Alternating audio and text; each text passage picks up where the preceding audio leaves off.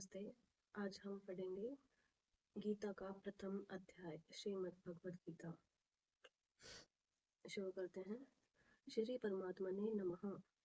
ओम पूर्णमदः पूर्णमिदं पूर्णात् पूर्णमुदच्यते पूर्णस्य पूर्णमादाय पूर्णमेवावशिष्यते वसुदेवसुतं देवं कंसचाणूरमर्दनं देवकी परमानंदनं कृष्णं वंदे जगद्गुरुम्।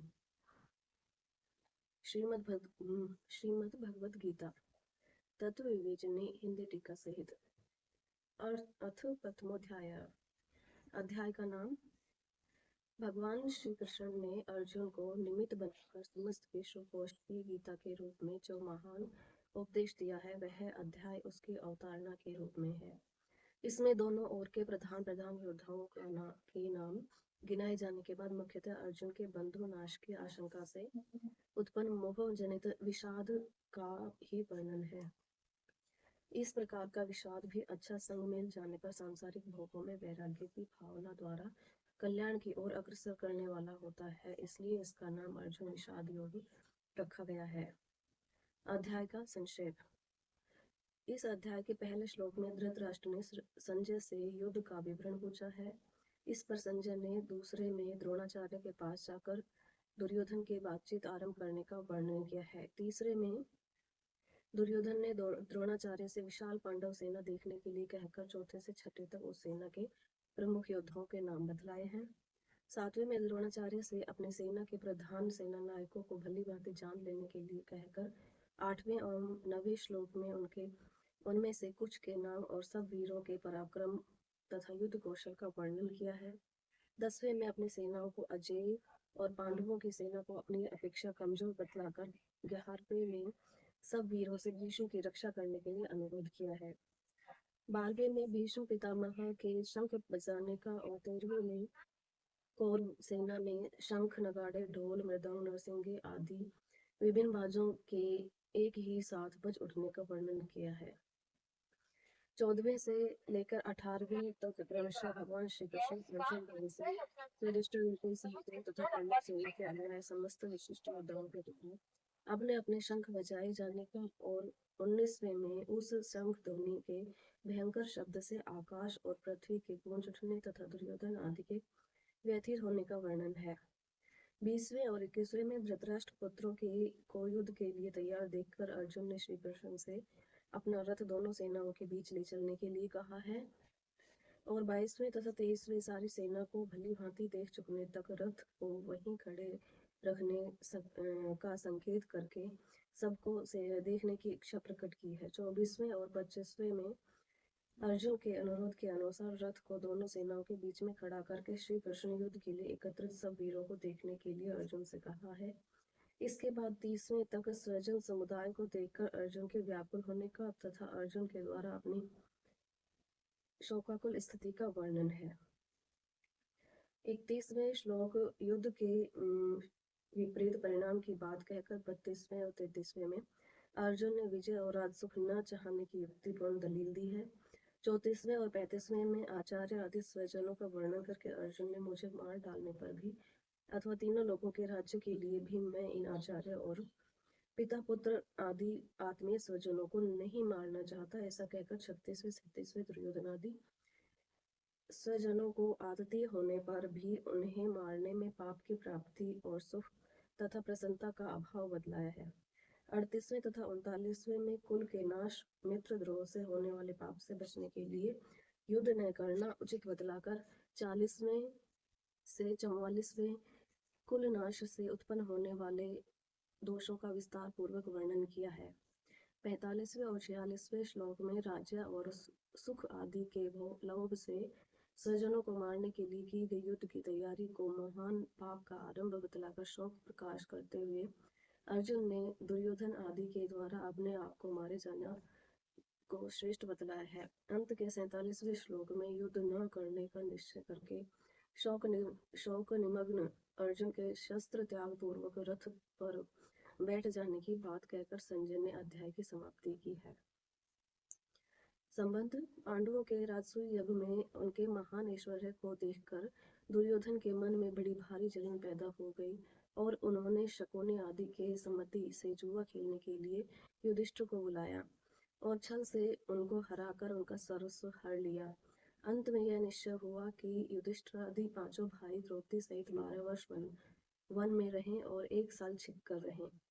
इस प्रकार 13 वर्ष तक समस्त राज्य पर दुर्योधन का आधिपत्य रहे और पांडवों के 1 साल के अज्ञातवास का भेद न खुल जाए तो 13 वर्ष के बाद पांडवों का राज्य उन्हें लौटा दिया जाए। इस निर्णय के अनुसार 13 साल बिताने के बाद जब पांडवों ने अपना राज्य वापस मांगा तब दुर्योधन ने साफ इनकार कर दिया। उन्हें समझाने के लिए द्रुपद के ज्ञान और अवस्था में वृद्ध पुरोहित को भेजा गया, परंतु उन्होंने कोई बात नहीं मानी।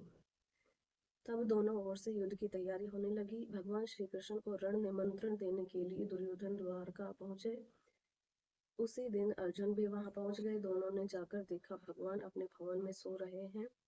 उन्हें सोते देखकर दुर्योधन उनके सराहने के मूल्यवान आसन पर जा बैठे। अर्जुन दोनों हाथ जोड़कर नम्रता के साथ उनके चरणों के सामने खड़े हो गए।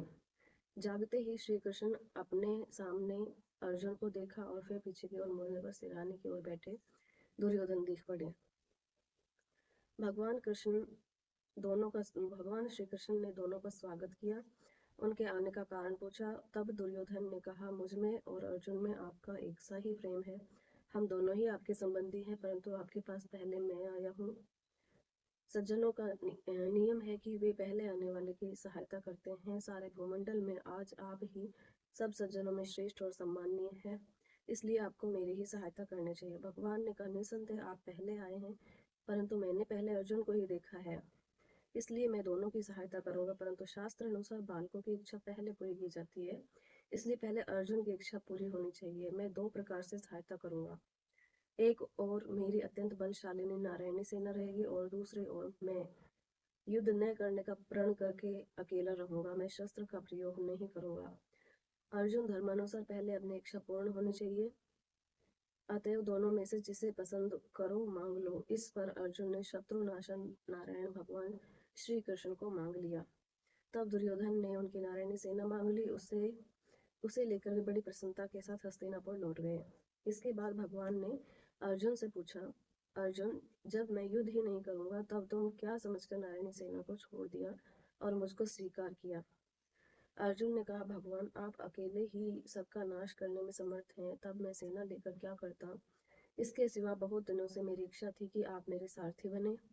अब इस महायुद्ध में मेरी इस इच्छा को आप अवश्य पूर्ण कीजिए। भक्त वत्सल भगवान ने अर्जुन के इच्छा अनुसार उनके रथ के घोड़े हाँकने का काम स्वीकार किया। इसी प्रसंग अनुसार भगवान श्री कृष्ण अर्जुन के सारथी बने और युद्ध आरंभ के समय कुरुक्षेत्र में उन्हें गीता का दिव्य उपदेश सुनाया। अस्तु। दुर्योधन और अर्जुन के द्वारका से वापस लौट आने पर जिस समय दोनों ओर की सेना एकत्र हो चुकी थी, उस समय भगवान श्री कृष्ण ने स्वयं हस्तिनापुर जाकर हर तरह से दुर्योधन को समझाने की चेष्टा की, परंतु उन्होंने स्पष्ट कह दिया, मेरे जीते जी पांडव कदापि राज्य नहीं पा सकते। यहाँ तक कि सुई की नोक भर भी जमीन में पांडवों को नहीं दूंगा। अब मैं अपना न्यायोचित स्वत्व प्राप्त करने के लिए माता कुंती की आज्ञा और भगवान श्री कृष्ण की प्रेरणा से पांडवों ने धर्म समझकर युद्ध के लिए निश्चय कर लिया। जब दोनों ओर से युद्ध की तैयारी पूरी हो गई तब भगवान वेदव्यास ने धृतराष्ट्र के समीप आकर उनसे कहा, यदि तुम घोर संग्राम देखना चाहो तो मैं तुम्हें दिव्य नेत्र प्रदान कर सकता हूँ। इस पर धृतराष्ट्र ने कहा, ब्रह्मर्षि श्रेष्ठ, मैं कुल के इस हत्याकांड को अपने आंखों देखना तो नहीं चाहता, परंतु युद्ध का सारा वृतांत भली भांति सुनना चाहता हूँ। तब महर्षि वेदव्यास जी ने संजय को दिव्य दृष्टि प्रदान करके धृतराष्ट्र से कहा, ये संजय तुम्हें युद्ध का सब वृतांत सुनाएंगे। युद्ध की समस्त घटनावलियों को ये प्रत्यक्ष देख और सुन और जान सकेंगे। सामने या पीछे से, दिन में या रात में, गुप्त या प्रकट, क्रिया रूप में परिणत या केवल मन में आई हुई ऐसी कोई बात न होगी जो इनसे तनिक भी छपी रह सकेगी।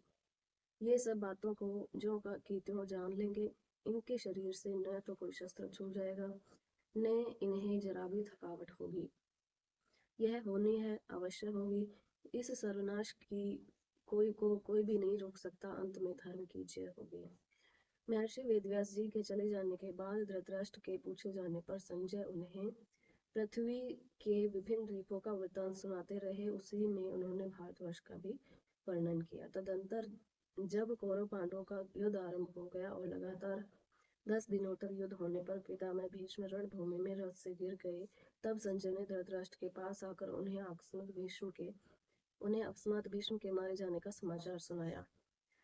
उसे सुनकर धृतराष्ट्र को बड़ा ही दुख हुआ। युद्ध की सारी बातें विस्तारपूर्वक सुनाने के लिए उन्होंने संजय से कहा। तब संजय ने दोनों ओर की सेनाओं की व्यूह रचना आदि का विस्तृत वर्णन किया। इसके बाद धृतराष्ट्र ने विशेष विस्तार के साथ आरंभ से अब तक की पूरी घटनाएं जानने के लिए संजय से प्रश्न किया।